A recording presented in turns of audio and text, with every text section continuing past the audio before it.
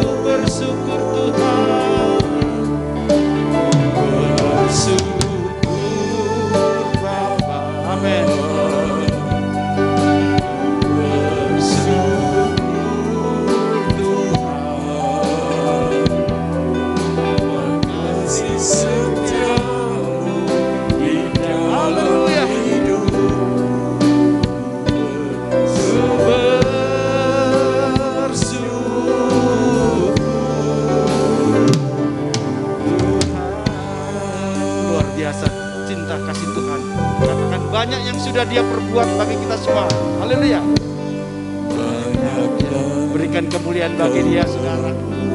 Saudara meninggi-ninggikan nama dia di sini bukan untuk ibu gembala, tapi dia raja di atas segala raja, Allah kita di dalam Yesus Kristus.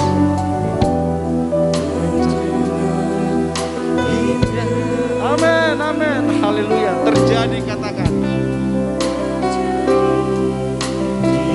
Oh Yesus Tuhan.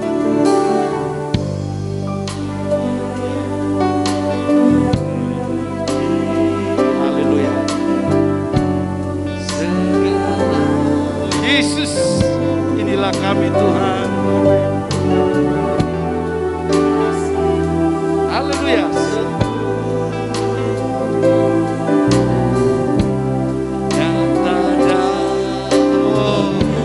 Katakan,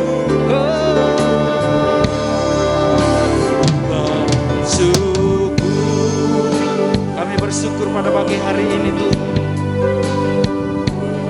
Kau dengar suara kami Tuhan, bagaikan suara di atas suara malaikat-Mu Tuhan. Mereka dari kedalaman hati orang-orang pilihan, mereka meninggi-ninggikan, menyanjung-nyanjung nama-Mu.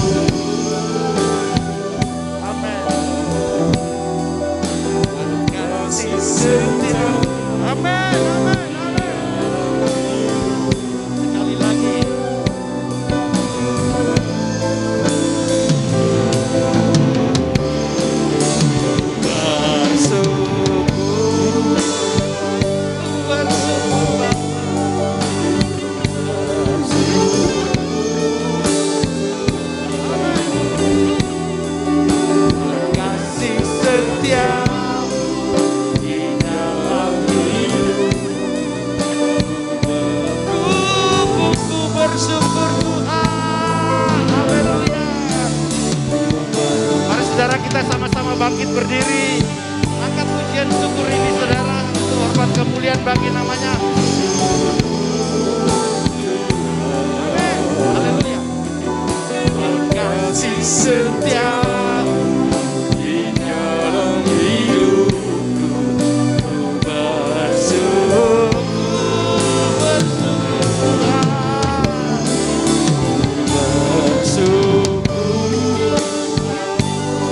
amin.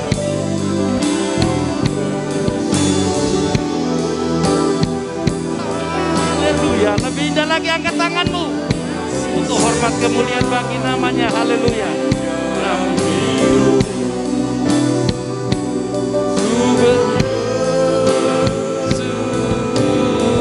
Ku bersyukur, ku bersyukur Bapa. Mana suaranya? Saudara bukan nyanyi untuk saya atau pemain musik di depan ini, tapi untuk Dia di atas segala Tuhan.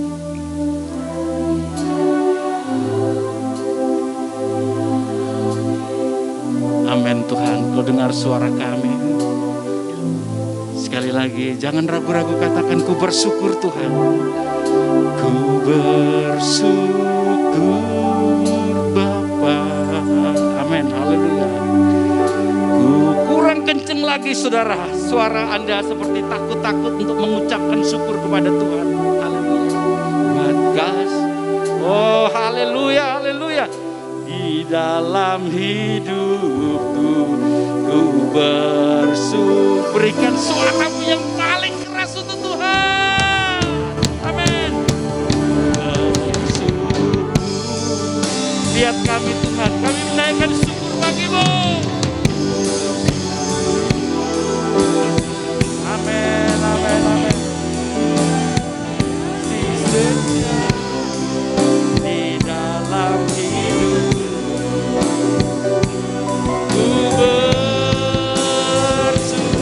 ku bersyukur, haleluya. Sekali lagi mari sama-sama katakan bersyukur. Tepuk tangan sorak-sorai bagi Dia, Allah yang mengasihi kita semua di tempat ini.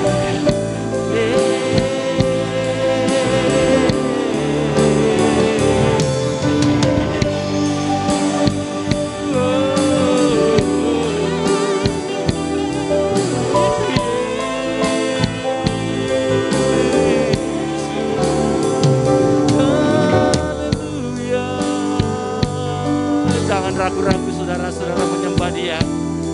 Haleluya. Jangan ragu-ragu saudara. Haleluya. Saudara tidak akan pernah dapat apa-apa biarpun di hadapannya. Tapi sembah Dia, sembah Dia, sembah Dia. Haleluya. Haleluya.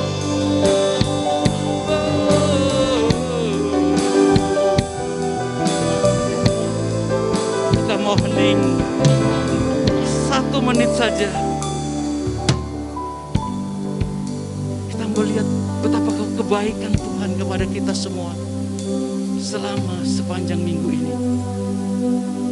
Ku bersyukur Bapa, ku bersyukur Tuhan buat kasih setia-Mu di dalam hidupku. Ku bersyukur. Terpujilah nama-Mu Tuhan. Ku bersyukur Tuhan, kami selalu bersyukur apapun yang terjadi Bapa.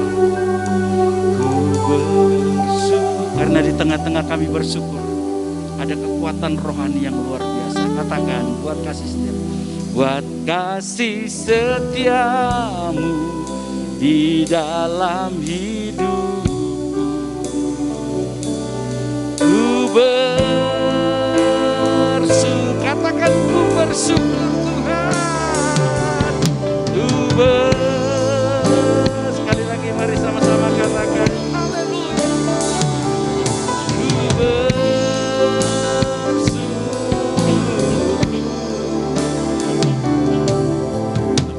sekali lagi buat Tuhan kita Yesus Kristus. Haleluya. Thank you Yesus, atas berkat rahmat anugerah di tempat ini. Haleluya, silakan duduk, Tuhan baik. Amin. Salam sekali lagi. Dari utara ke selatan, dengar pujian bagi Bapa. Dari barat sampai ke timur, nama Yesus disayang. Dari pulau ke lembah-lembah,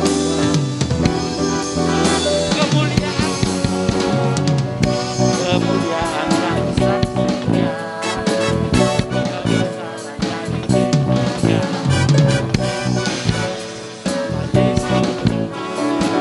Nama Yesus disayang. Dari pulau-pulau, lembah-lembah, gunung-gunung yang tinggi, Allahku dahsyat berkuasa, seluruh bumi sujud menyembah, tinggikan namamu. Allahku dahsyat berkuasa, seluruh bumi sujud menyembah, tinggikan namamu. Tinggikan namamu. Tinggikan namamu. Allahku dahsyat. Saudara, kita harus lebih semangat. Tepuk tangan dulu untuk Tuhan. Ya, minta waktu Pak Pendeta Jepta. Tepuk tangan dulu 1 menit. Nah. Iya.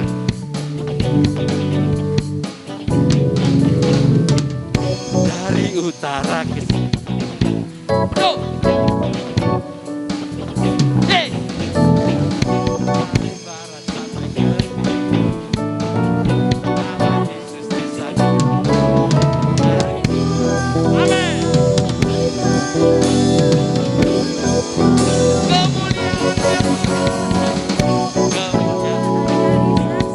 Mana suaranya?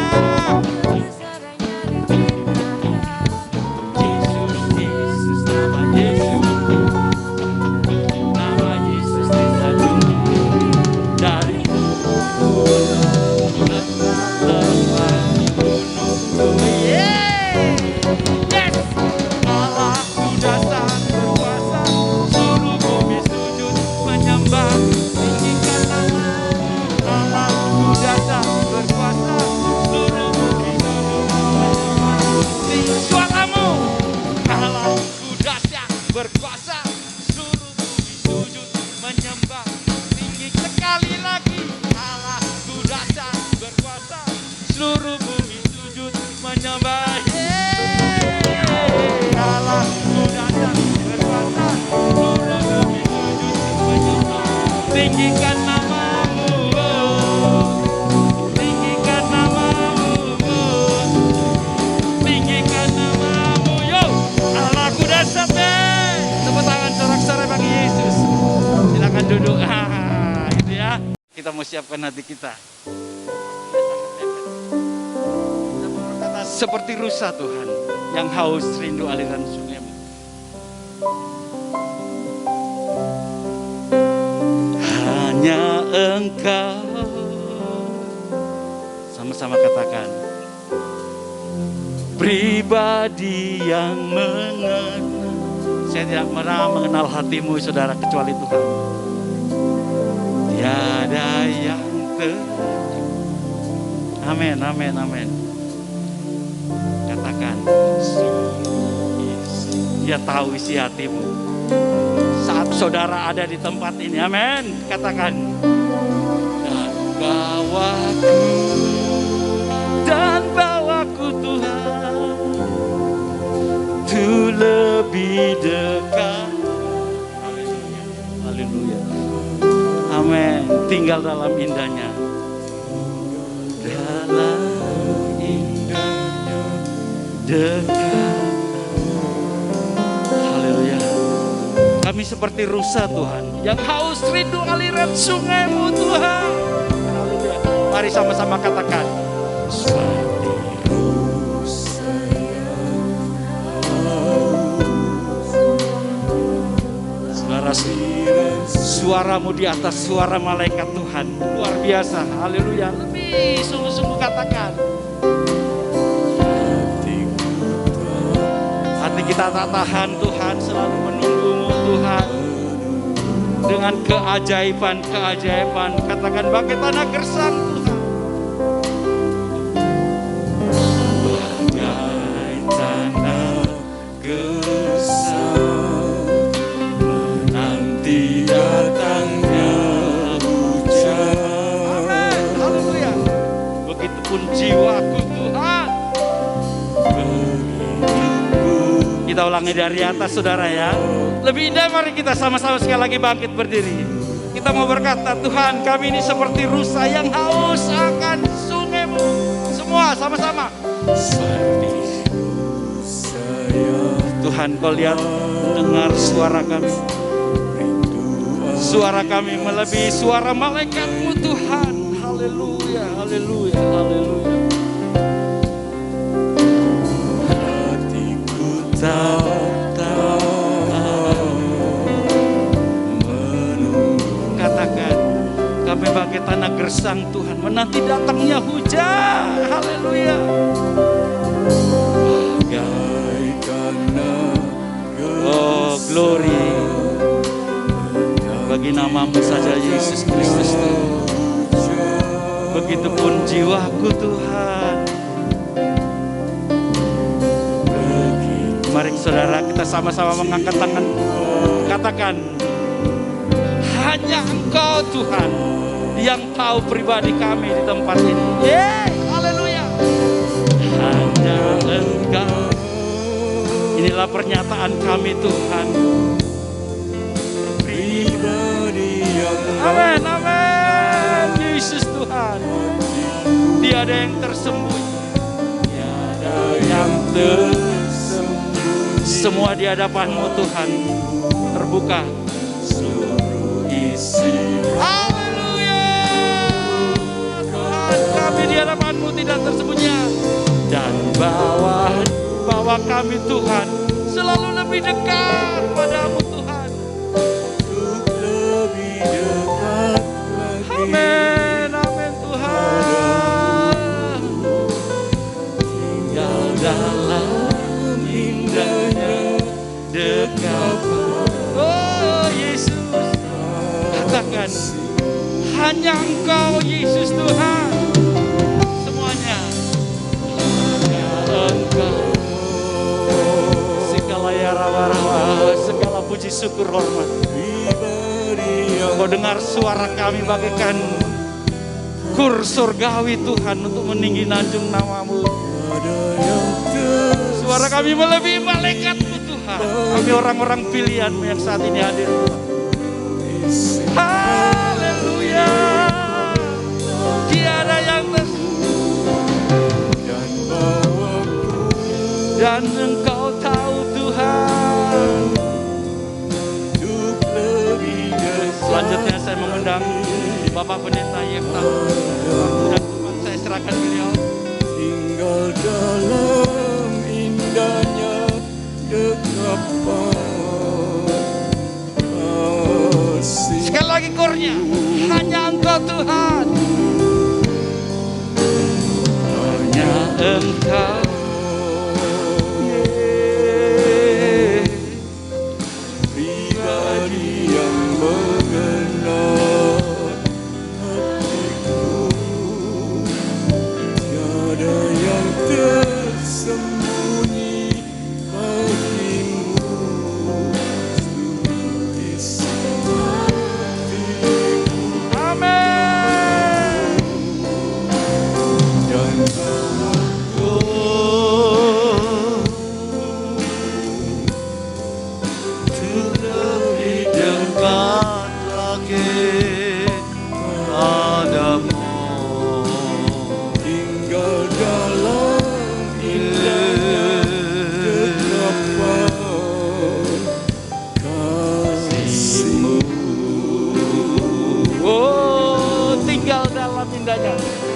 Tinggal dalam indahnya dekapan.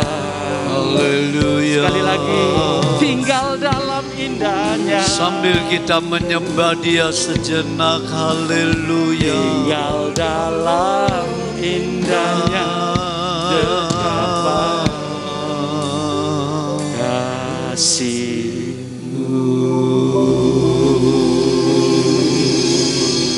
Kami sembah Kau Tuhan.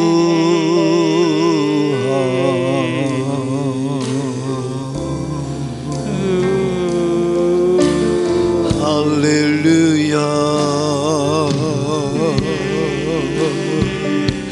Beri kemurahan-Mu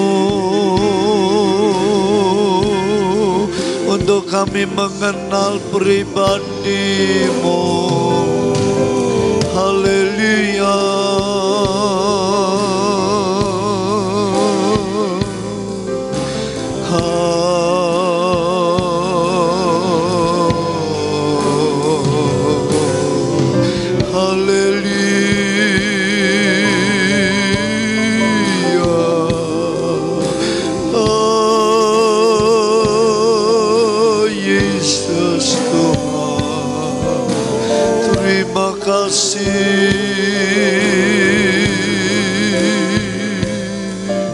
Glory, haleluya. Berfirmanlah Tuhan, kami mendekat kepadamu. Mari Roh El Kudus urapi kami. Mari Yesus Tuhan sucikan kami dengan darah-Mu. Puji Tuhan. Segala pujian dan hormat hanya bagi-Mu. Tuhan, Engkau sudah mengajari kami untuk bersekutu dengan pribadi-Mu yang mengagumkan, yang memuaskan kami. Kami percaya Engkau sudah mendengar dan menerima puji-pujian dan penyembahan kami. Kami percaya saat ini Roh-Mu mengambil alih Tuhan. Saat yang indah Engkau berkata-kata buat roh dan jiwa kami. Kuduskan hati, pikiran, telinga kami. Supaya firman-Mu kami terima dengan rendah hati, dengan iman. Di dalam nama Kristus Tuhan, Juru Selamat dan Mempelai surgawi kami. Puji Tuhan, haleluya. Amin. Silakan jemaat yang dikasihi Tuhan duduk kembali. Dan jemaat yang masih ada di rumah-rumah, Shalom, kita dapat beribadah kembali. Izinkan saya melepas masker supaya suara saya lebih jelas didengar karena tidak ada lagi orang di mimbar ini. Nah, marilah pada kesempatan yang berbahagia ini, saudara dan saya berapa hari lagi kita akan merayakan, yaitu hari raya kekristenan yang bernilai amat penting. Kenaikan Kristus Tuhan ke sorga pada hari Kamis. Tadi sudah saya umumkan di gereja untuk memperjelas, dan itu saya anjurkan. Jangan ada yang libur. Seharian untuk merenungkan itu. Ada baiknya. Ya. Nah, jemaat yang dikasihi Tuhan, ingatlah firman Allah itu dapat kita nikmati dalam pengertian seperti ini. Waktu puji-pujian disyairkan. Ya, firman yang dilakukan hanya Engkau pribadi yang memikat hatiku, yang mengagumkan. Itu berarti kita sudah diberi firman. Firman yang dilakukan dan dimengerti. Kalau dilakukan dalam bahasa aslinya, Ibrani atau Yunani, bayangkan kita nggak akan mengerti. Memang ada bahasa, ya puji-pujian yang disebut bahasa roh. Alunan-alunan gelombang pujian dari batin tanpa saudara menghafal dulu. Itu ditulis dalam surat Roma, pasal 8, 1 Korintus 14. Jadi itu memang ada. Tapi Paulus juga berkata, aku memuji Tuhan dengan akalku juga dengan rohku. Nah, memuji Tuhan ini juga punya makna, kita sudah mendengar firman yang dilakukan. Yang kedua, firman Tuhan itu bisa berbentuk uraian, kupasan, dikupas. Karena nggak mungkin ditulis detail begitu. Nggak mungkin. Bayangkan kalau Kejadian 1 ayat 1 dikupas habis-habisan secara logika dan ilmu pengetahuan. Saudara, seluruh gedung ini jadi buku nggak muat. Bahkan lautan jadi tinta, langit jadi kertas, kata Injil Yohanes. Enggak bisa. Bayangkan pada mula pertama itu aja sudah, kapan itu? Biliunan tahun. Sebab Allah tinggal dalam kekekalan itu. Pada mula pertama Allah menjadikan langit dan bumi. Itu tersendiri satu ayat itu. Dan Tuhan Allah tidak merasa perlu untuk mengupas tata surya ini. Manusia yang ingin tahu. Sampai habis triliunan dolar untuk coba ke ruang angkasa. Sedikit saya diberitahu dan ini diduga bahasa hukumnya begitu. Supaya nggak keliru. Supaya nggak disalahkan. Ada orang-orang tertentu, ada kelompok kaya di dunia kita ini sedang mempersiapkan kalau terjadi apa-apa bencana perang dunia ketiga, mereka sudah siap lari ke bulan. Mereka mempersiapkan real estate kecil-kecilan yang bisa hidup hanya sekelompok orang. Makanan, oksigen sudah diatur. Sampai begitu. Saya pikir mungkin saja mereka siapkan dana biliunan. Ya. Itu saya diceritakan oleh seorang tokoh rohani. Saya pikir ya mungkin saja.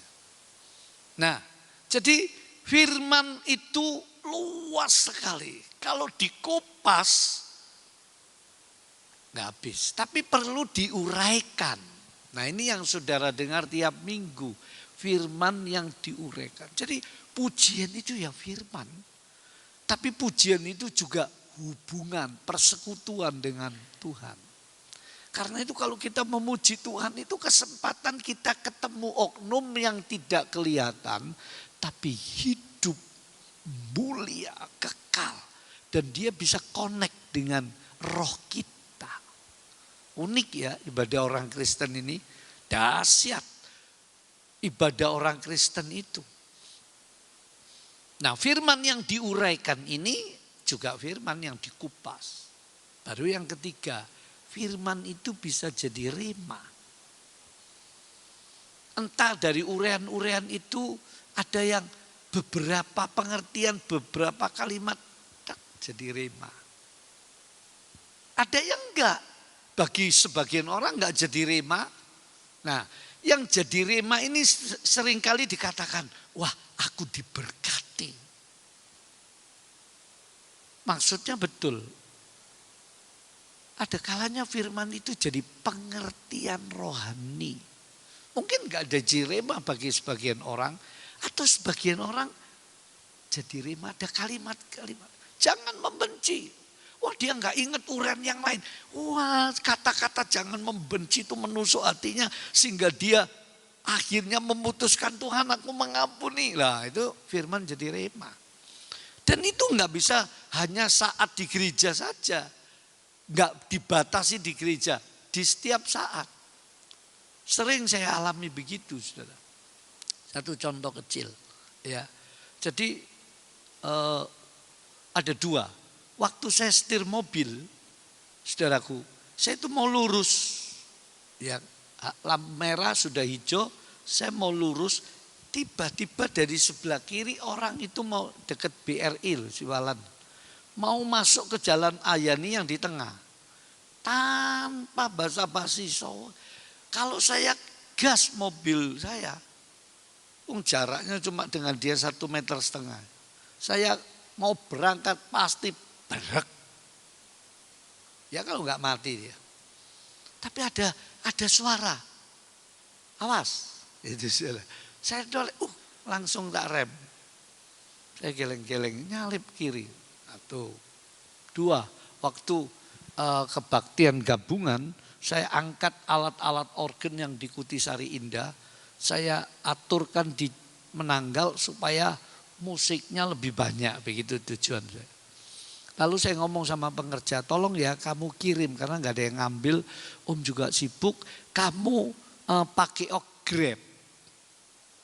Nah, maksud saya jelas, kamu pakai Grab, kamu atur, kamu ikut, namanya ngomong dengan HP, saudara. Dia pikir seperti nge-grabkan ini history ini. Dia panggil Grab, dia taruh 2 organ, dia taruh ampli yang baru beli 10 juta amplinya organ, dan yang lain-lain. Lalu disuruh berangkat ke Kertomenanggal, dia tinggal di Kutisari enak-enak. Terus hati saya ini seperti, coba kamu cek. Tak telepon lagi. Sudah Pak Gembala, sudah Grabnya datang, sudah saya siapkan, tinggal naikkan, sudah berangkat. Loh, kamu ndak ikut? Loh, tidak, toh katanya suruh nge-Grab kan. Nah, tengah gorek. Nah, ini kalau dibawa amblas, berapa puluh juta organnya satu, waktu baru beli sudah 30 juta. Amplinya, belum organ yang satunya 20 juta. Aduh, saya pikir ini kalau enggak Tuhan kasih rema, bablas lah. Mau nuntut di mana? Enggak ada bukti, enggak ada foto. Nah, saudara, itu namanya firman yang diremahkan. Bisa setiap waktu, bisa sementara di gereja. Pagi hari ini, mari kita sama-sama membuka surat Kolose. Surat Kolose pasal yang ketiga. Ya. Surat Kolose pasal yang ketiga. Ayat 1 sampai ayat 4. Mungkin ada pembaca firman. Kalau tidak ada, saya yang baca sendiri. Kolose pasal 3 ayat 1 sampai 4. Karena itu, kalau kamu dibangkitkan bersama dengan Kristus, carilah perkara yang di atas, di mana Kristus ada, duduk di sebelah kanan Allah. Pikirkanlah perkara yang di atas, bukan yang di bumi. Sebab kamu telah mati dan hidupmu tersembunyi bersama dengan Kristus di dalam Allah. Apabila Kristus yang adalah hidup kita atau kehidupan kita, atau dia hidup di dalam kita, menyatakan dirinya kelak, kamu pun akan menyatakan diri bersama dia dalam kemuliaan. Amin. Di sini ada kata di mana Kristus duduk di sebelah kanan Allah. Jadi ayat ini mengingatkan kita tentang kenaikan Kristus ke surga. Nah, saudaraku, tema firman Tuhan, ya, makna kenaikan Kristus ke surga. Sebelum saudara peringati pada hari Kamis, Mari kita lihat di sini. Karena itu, kalau kamu dibangkitkan bersama dengan Kristus. Ini poin pertama. Karena itu, ada satu pemikiran, ada satu alasan dari Rasul Paulus supaya orang Kristen ini menyadari bahwa sebagai orang Kristen itu ada suatu peristiwa, ada satu status, ada satu pengalaman rohani yang dikerjakan oleh firman dan Roh El Kudus, yaitu kalau di khotbahnya Tuhan Yesus, kamu dilahirkan baru. Paulus berkata kamu ciptaan baru.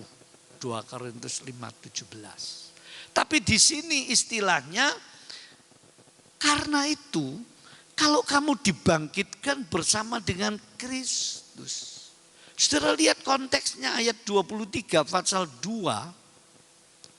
Peraturan-peraturan ini walaupun nampaknya penuh hikmat dengan ibadah buatan sendiri, seperti merendahkan diri, menyiksa diri, tidak ada gunanya selain untuk memuaskan hidup duniawi. Loh, artinya yang anak Tuhan ini, orang Kristen, salah satu gelarnya bukan cuma garam terang dunia, saudaraku, ya surat Kristus yang terbaca. Apalagi gelar orang Kristen itu mulai dari anak Allah, hamba Tuhan. Semua kita ini hamba Tuhan, sahabat Tuhan, mempelai Tuhan. Tapi pengertiannya di sini, saudara, bahwa anak Tuhan ini punya habitat, punya kehidupan yang tersendiri memang. Dipisahkan dia, dikurung, diistimewakan. Kamu bukan ekor, tapi kamu kepala. Wah, semua minta jadi pemimpin, semua minta hidupnya jadi GM, gak mau jadi karyawan biasa. Wah, kita anak Tuhan. Apa salah? Saya anggap itu iman dan cita-cita, boleh saja. Tapi faktanya apa semua jadi GM? Ya enggak dong. Tapi yang jelas menjadi anak Tuhan ini mau enggak mau. Saudara yang dilahirkan baru, saudara punya kehidupan yang baru. Nah, di sini saudara, itu Tuhan berikan, Tuhan intervensikan di dalam roh kita. Sehingga itu berdampak, kita itu disuruh menyadari kamu itu punya lingkungan yang baru. Kamu itu punya kebiasaan yang baru. Kamu punya tabiat yang baru. Kamu punya habit, kamu punya habitat. Saudara lihat seekor burung, apalagi kalau dari anakan, saudara pelihara, dia tetap hidup lalu berkembang. Saya pernah punya burung kutilang, saudara, dari kecil ya dipelihara oleh orang itu, bukan saya. Lalu saya beli. Karena apa? Kalau saya pakai, orang Jawa bilang tak ketei, itu sayapnya bisa nari-nari begini. Kalah si Robert kalau memuji Tuhan. Dia nari-nari, saudara. Oh, saya senang. Tak ketei gitu pagi-pagi.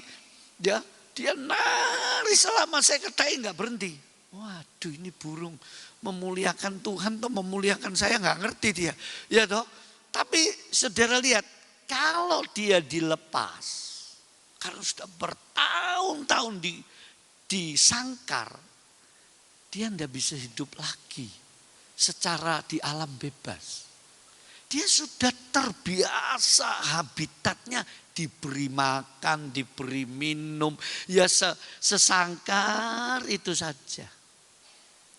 Memang gak enak dibanding temannya di gereja Tuhan yang saya layani di Kertomenanggal itu tamannya besar, saudara. Ya, itu kalau tiap pagi burung-burung datang berkicau semua dari kutilang, terucuan, dari terkukur, dari macam-macam. Jadi enak pagi-pagi 4:30 jam 4 mulai. Wah sampai jam 6 bisa mulai pergi. Nah dia bebas. Tapi yang terkurung dia nggak bisa loh saudara. Dia akan mati pelan-pelan karena dia sudah bertahun-tahun terbiasa. Jadi anak Tuhan ini punya habitat. Sejak Kristus naik ke surga, Roh Kudus dicurahkan, maka Roh Kudus ini masuk dalam hati orang percaya dan yang menerima Kristus. Sejak itu habitatnya, lingkungan hidup, kebiasaan hidup, suasana hidupnya berbeda. Tapi dia belum meninggalkan dunia. Gampangnya begini, saudara, kapal atau perahu itu butuh air. Dia selalu hidupnya, habitatnya ya berlayar di atas air. Tapi kan air tidak boleh masuk kapal. Kalau sampai ada kebocoran, kalau sampai airnya masuk kapal, lambat laun kapal ini atau perahu ini akan tenggelam. Dia butuh air, tapi air tidak boleh masuk di dalamnya. Nah itu anak Tuhan. Kita punya kebiasaan. Ibadah ini disebut kebiasaan betul. Kalau ada pendeta khotbah, jangan beribadah sebagai kebiasaan. Nah itu betul separuh menurut saya. Ini habitat kita kok. Kebiasaan kalau nggak kebaktian nggak enak. Nggak usah dipaksa. Itu sudah jadi habit kita. Jadi suasana hidup kita memuji Tuhan, berdoa. Kecuali kita lagi bocor rohani, kita merosot, bocor, suam. Nah itu mengganggu. Mengganggu kehidupan rohani kita. Itu sebab ayat tadi, jikalau kamu sudah dibangkitkan. Ada kata dibangkitkan. Kita dibangkitkan pertama-tama bersama dengan Kristus. Efesus 2, waktu Yesus disalib dan dia bangkit, kita turut dibangkitkan. Roh manusia yang mati berjuta-juta tahun dan tidak bisa dihidupkan oleh pengetahuan etika, oleh harta, oleh agama, hanya bisa dibangkitkan oleh korban Kristus. Efesus 2, dahulu kamu mati. Yang dimaksud mati apa? Roh kita. Coba saudara lihat. Di luar anak Tuhan, mau menyembah Tuhan bisa enggak menikmati hadiratnya? Enggak bisa saudara. Bukan Tuhan pilih kasih. Ada sekat dosa. Karena itu Yesaya 60 berkata, tanganku enggak pendek, telingaku enggak tuli. Untuk mendengar, untuk menolong kamu. Tapi dosamu yang memisahkan aku daripadamu. Loh ini dosa gak bisa diatasi dengan apapun. Karena itu kalau ada pengajaran Yesus gak mati digantikan. Keliru, itu malah gak masuk akal. Sebab kalau Yesus tidak tumpahkan darahnya, tidak ada yang bisa mendamaikan kita dengan Allah. Menyatukan kita berbagai ras, berbagai golongan menjadi satu tubuh Kristus. Nah menghidupkan roh kita itu saat orang terima Yesus. Nah kita dibangkitkan bersama Kristus. Baru kebangkitan lain itu pertumbuhan rohani. Wah kita merasa berkobar-kobar. Kita dibangkitkan waktu Yesus bangkit. 2 murid yang turun ke Emmaus sudah merasa frustasi. Sudah merasa bosan, merasa jenuh, merasa macam-macam. Sehingga memutuskan turun dari Yerusalem ke Emmaus. Artinya sudahlah gak mikirkan lagi sebagai pengikut Kristus. Tapi waktu Yesus tiba-tiba muncul bagaikan seorang turis mendampingi, terus diajak ngomong singkat cerita, dibuatkan perjamuan. Saudaraku, makan malam itu Kristus yang melayani sendiri. Tiba-tiba mereka melihat, loh ini Tuhanku. Mereka kagum menjerit. Tuhan Yesus hilang. Ditulis, maka berkobar hati mereka. Ini namanya kebangkitan rohani. Makanya ada istilah kebaktian, kebangunan rohani. Ada yang reba-reba. Itu kebangkitan kedua. Kebangkitan ketiga. Nanti tubuh kita akan dibangkitkan untuk memiliki tubuh yang gak bisa lagi hancur mati. Yang gak perlu oksigen, matahari, makan, minum, kawin, kerja. Gak butuh lagi. Betul-betul unik misteri. Hanya nanti di sana kita akan ngerti sepenuhnya. Nah, jadi yang pertama, makna kebangkitan Kristus menyadarkan kita. Kita ini punya habit, kebiasaan, punya lingkungan hidup yang rohani. Karena itu kata gereja artinya kita itu dipanggil keluar.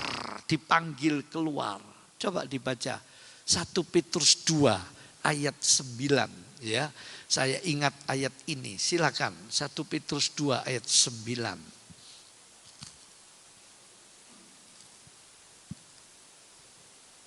Satu Petrus mic-nya.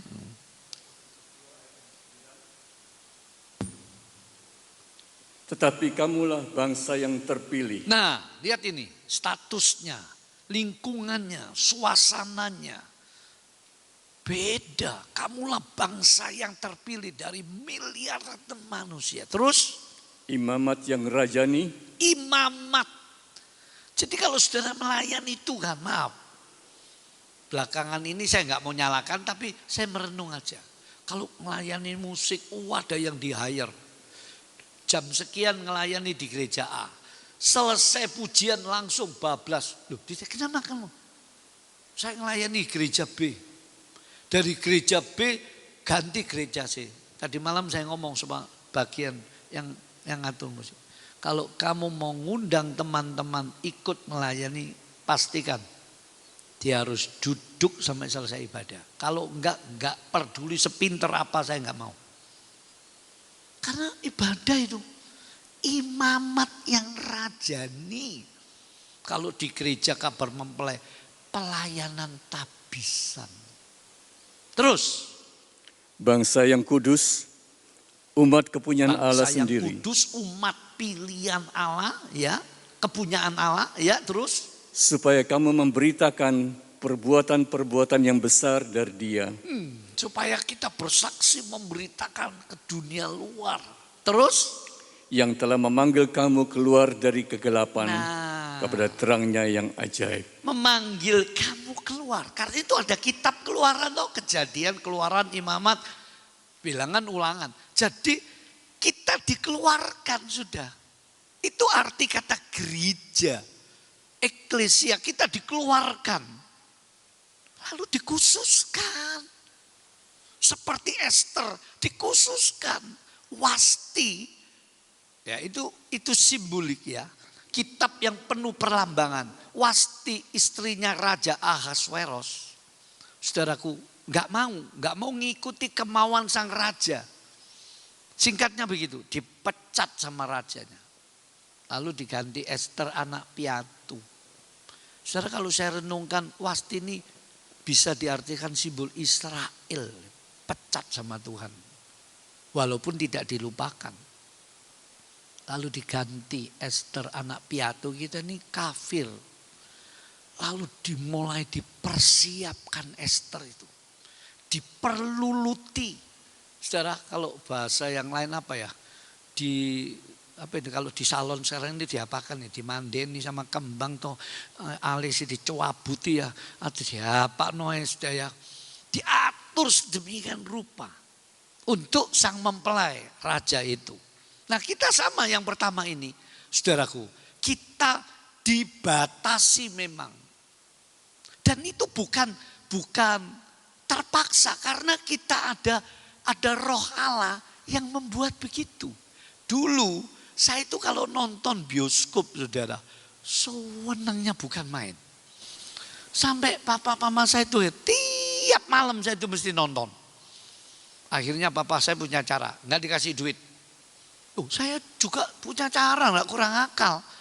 Siang-siang piringnya mama di lemari tak ambil, tak rombeng no, saudara. Saya duit. Walaupun yang murah-murah tak kena punya duit. Karcis kelas 3. Wah saya senang kelas 1. Kelas 3 itu mepet sama layar gak enak. Tapi dia lupa itu yang punya bioskop. Ada celah gini saudara. Antara lantai sama kawatnya itu kelas 2 di sana. Kelas 3 di loteng. Saya merosot lewat itu loh. Gak kurang akal loh. Merosot kelas 2. Gak puas. Saya mau kelas 1 dijaga. Tangganya dijaga.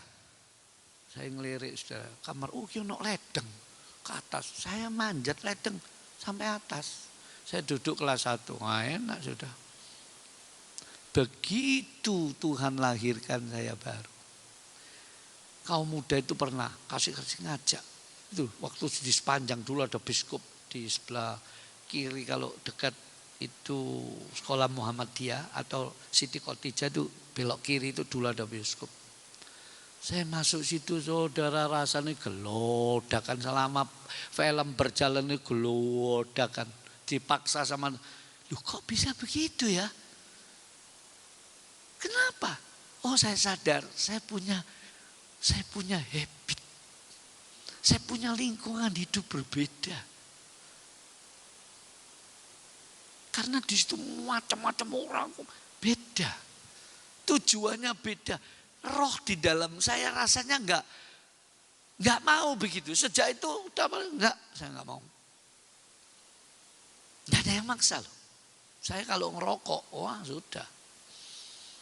Mulai SD kelas 4 itu saya udah rokokan terus sudah. Papa saya kalau ngajar udah sampai kehabisan mau diapain lagi saya. Diajar sudah ditalen di dekat ranjang sudah diapain nih. Sampai orang Tionghoa membuat. Tapi waktu itu saya lepas. Gak usah ganti permen, gak usah langsung lepas. Ada habit baru. Kenaikan Kristus ke sorga memberi habit baru. Tapi belum sempurna loh. Masih ada kelemahan. Masih ada kekurangan. Nah itu yang pertama. Yang kedua dengan cepat saudaraku. Dari ayat itu dikatakan. Karena itu kalau kamu dibangkitkan bersama dengan Kristus. Carilah perkara yang di atas di mana Kristus ada duduk. Di sebelah kanan Allah. Pikirkanlah perkara yang di atas bukan yang di bumi. Apa ini artinya? Dalam perenungan saya ini bicara tentang kebangkitan Kristus menyadarkan kita. Nilai-nilai mana yang betul-betul penting. Ada banyak yang penting memang. Sekolah penting, kerja penting, nikah penting, apalagi liburan penting. Tapi saudara sejak Kristus naik ke surga, Roh Kudus ingin jemaatnya betul-betul mementingkan yang berkaitan dengan kerajaan Allah. Yang berkaitan dengan kekekalan. Berapa sih kita lama hidup di dunia ini? Apalagi saudara dan saya yang sudah umur di atas 60. Apalagi yang sudah di atas 70. Sudah dekat loh. Bukan kedatangan Tuhan yang dekat. Tuhan ambil kamu keluar dari dunia ini. Jadi saudara, nilai-nilai yang kekal ini jujur gak banyak dipikirkan oleh manusia. Kalau toh ada yang mikirkan, keliru. Pasal 2 ayat 23 itu. Bacaan. peraturan-peraturan ini walaupun nampaknya penuh hikmat dengan ibadah buatan sendiri, ini kan mau mencari nilai-nilai yang kekal dengan caranya manusia itu sendiri, seperti merendahkan diri, menyiksa diri. Paulus bilang tidak ada gunanya selain untuk memuaskan hidup duniawi. Unik ini kalau dipelajari ini. Ini filosofi karena surat Kolose ini banyak menjelaskan tentang orang-orang Kristen dipengaruhi oleh paham-paham, pemikiran ahli pikir dari Yunani. Saudara, sekarang ini banyak pemahaman yang kalau diperas sehebat apapun semua ujung-ujungnya di bumi ini aja. Semua mikirkan perkara yang di bumi. Nah, sudah waktunya orang Kristen dengan kenaikan Tuhan Yesus sadar. Nilai yang kekal itu miliaran tahun tidak ada habisnya loh saudara. Dibanding hidup yang katakanlah 100 tahun aja di bumi. Itu seperti setitik air di tengah samudera. Karena kekekalan itu tanpa batas saudara. Gak bisa dibatasi ruang dan waktu lagi. Nah, kita ini sedang menuju ke sana. Sebuah perjalanan yang penuh makna. Perjalanan yang panjang, yang mulia. Keabadian.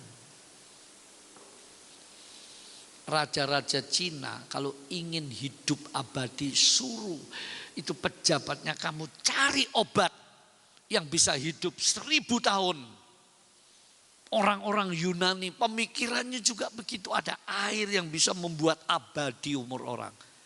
Tapi nggak bisa. Michael Jackson, penyanyi,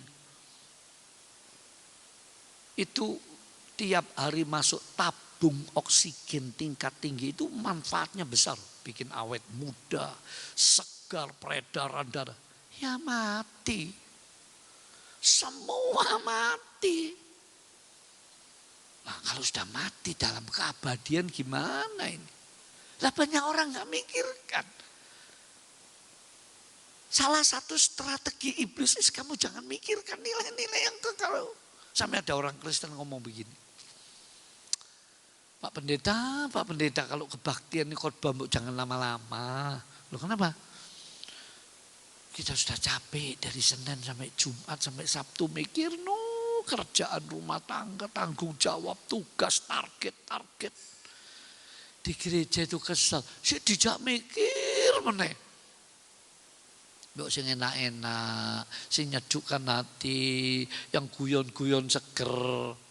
Loh, saudara, yang saudara pikirkan itu setiap kerja itu perkara yang di dunia loh kebanyakan. Jarang kita mikirkan nilai-nilai yang kekal. Jarang. Terlalu banyak tenaga, pikiran, waktu, uang kita, kesehatan kita, semua kita habiskan dalam ruang yang disebut duniawi. Tepatnya sesuatu yang fana.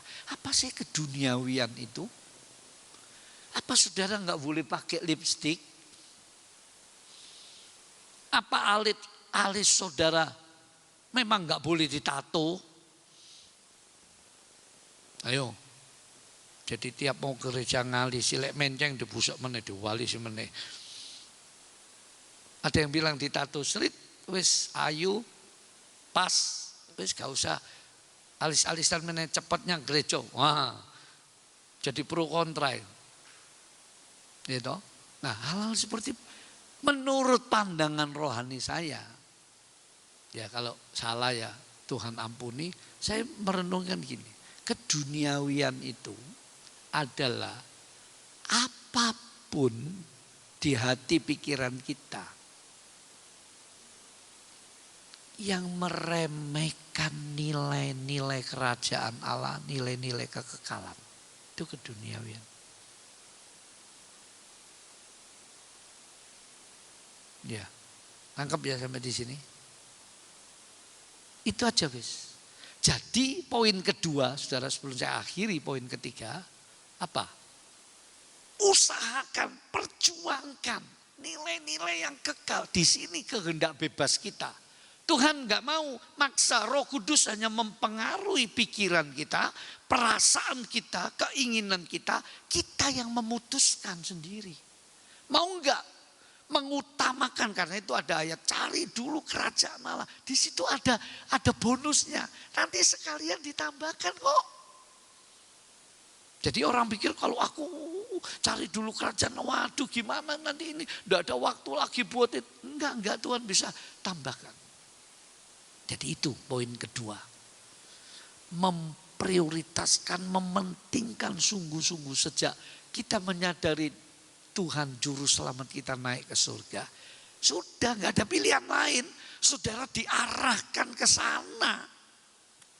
Penutup terakhir.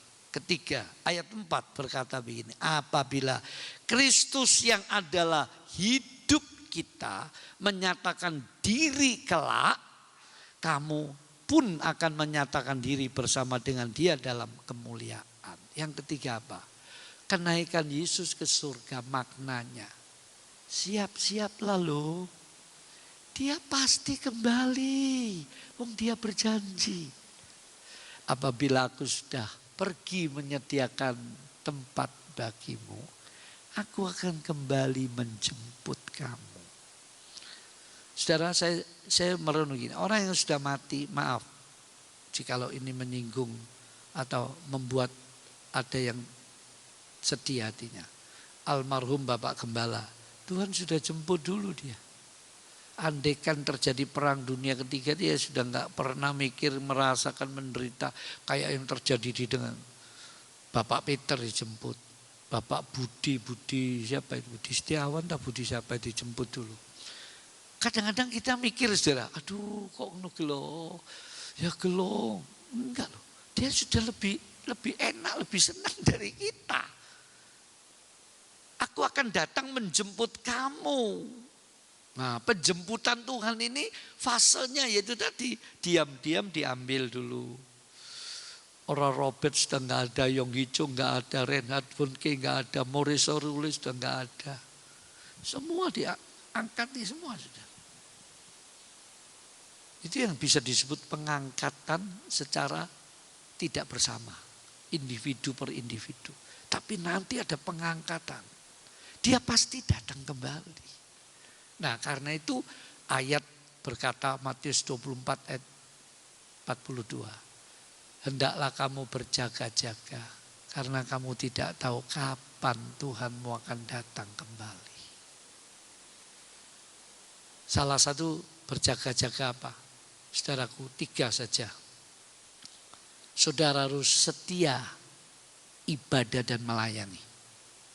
2, saudara harus hidup suci. 3, saudara harus beritakan Injil. Tidak ada lain. Itu kalau Kristus mau datang 3 poin ini. Saudara ibadah dan melayani di gereja Tuhan. Itu namanya saudara dalam penggembalaan. 2, saudara harus hidup kudus, nggak ada pilihan lain. 3, saudara harus memberitakan Injil sampai dia datang kembali.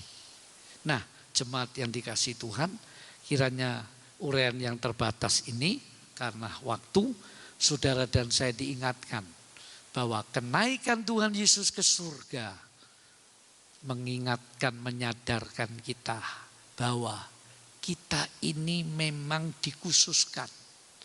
Kita ini punya habit, ya, punya lingkungan hidup yang rohani, tanpa harus meninggalkan hal-hal yang jasmani yang tidak bertentangan dengan firman. Yang kedua, kita harus mementingkan betul-betul apa yang bernilai kekal, yang berkaitan dengan kerajaan Kristus. Tidak ada pilihan lain. Baru yang ketiga, siap-siap sedia. Tuhan angkat bersama-sama atau per individu. Renungannya, apakah kita sudah serius? Apakah kita sudah mau membuat pilihan Tuhan, aku mau? Atau kita masih berjalan menurut cara hidup kita, kemauan kita sendiri jujur saudara. Banyak yang belum mau. Tuhan menunggu kita untuk berserah lebih dalam lagi. Mari kita bangkit berdiri bersama-sama. Mimbar Tuhan saya serahkan kepada hambanya. Mari kita bersama-sama nundukkan kepala. Haleluya Yesus, haleluya. Terima kasih ya Bapa pada pagi hari ini Tuhan. Engkau sudah berbicara banyak kepada kami. Bagaimana karya penebusan Engkau Tuhan. Engkau sudah mati 2000 tahun yang lalu, tidak akan pernah kembali dengan sia-sia. Bahkan kebangkitanmu, kenaikanmu ke surga juga mendatangkan berkat bagi kami. Kalau satu kali nanti ya Bapa, Engkau boleh menjemput kami baik secara pribadi maupun secara bersama-sama. Engkau akan bertanya apa yang sudah kamu lakukan dalam hidupmu. Apa yang sudah engkau perbuat dengan hidup yang aku tebus. Dengan karya yang besar. Dengan darah dari Kristus. Biarlah pada pagi hari ini firman Tuhan boleh mengingatkan pada kita. Marilah kita boleh bersama-sama hidup sesuai dengan kehendak Tuhan. Boleh melakukan segala apa yang menjadi keinginannya. Dan boleh menjadi berkat bagi sesama kita semua di sekitar kita. Sehingga pada saat kita menghadap Tuhan, pada saat kedatangan Tuhan kepada kita secara personal, kita boleh berkata, Tuhan, Tuhan, aku sudah melakukan apa yang menjadi kehendak-Mu. Aku sudah menuruti kehidupanku Tuhan sesuai dengan rencana-Mu. Sesuai dengan apa yang menjadi kehendak-Mu ya Bapa. Ini kami semua Tuhan. Inilah kerinduan kami di tempat ini. Untuk pada suatu saat kami boleh berkumpul bersama dengan Engkau. Menikmati keabadian bersama-sama dengan Engkau dan orang-orang yang kami kasihi. Terima kasih ya Tuhan, terima kasih. Pada pagi hari ini kami juga berdoa buat hamba-Mu yang sudah menyampaikan berkat di tempat ini. Bapak Pendeta Yefta, kiranya Engkau mau berkati Tuhan dengan berlipat kali ganda. Engkau mau berkati pelayanannya, Engkau mau berkati sidang jemaatnya, Engkau mau berkati keluarganya. Engkau mau pakai hamba-Mu ini Tuhan, lebih hari lebih indah sesuai dengan karya dan kehendak-Mu. Terima kasih ya Bapak, terima kasih. Terima kasih ya Tuhan, terima kasih. Sekali lagi Tuhan, biarlah firman-Mu pada pagi hari ini boleh kami simpan dalam kehidupan kami dan kami lakukan dalam segala kegiatan kami sehari-hari sehingga kehidupan kami semakin berbuah-buah 30, 60 bahkan 100 kali lipat di hadapan-Mu. Terima kasih ya Bapa, terima kasih. Kami serahkan sisa kebaktian kami pada pagi hari ini dalam satu nama yang besar, itulah nama Tuhan Yesus Kristus juru selamat kami yang hidup. Haleluya. Amin. Pertama terima kasih mewakili Ibu Gembala kepada Bapak Pendeta Yefta atas pemberitaan firman-Nya. Tuhan memberkati Pak, panjang umur supaya bisa tetap melayani kita di tempat ini. Perhatikan saudara, ini sangat penting. Hari Kamis tanggal 26 Mei 2022 PK pukul 9 waktu Indonesia bagian Barat ada ibadah kenaikan Tuhan Yesus. Saya ulangi karena pentingnya acara ini. Hari Kamis tanggal 26 Mei 2022 pukul 9.00 WIB ada ibadah kenaikan Tuhan Yesus. Mari semua hadir kembali di tempat ini pada hari Kamis. Saya kira itu saja pengumuman. Mari kita berikan yang terbaik untuk Tuhan. Kita angkat satu pujian. Allah itu baik bagi kita semua.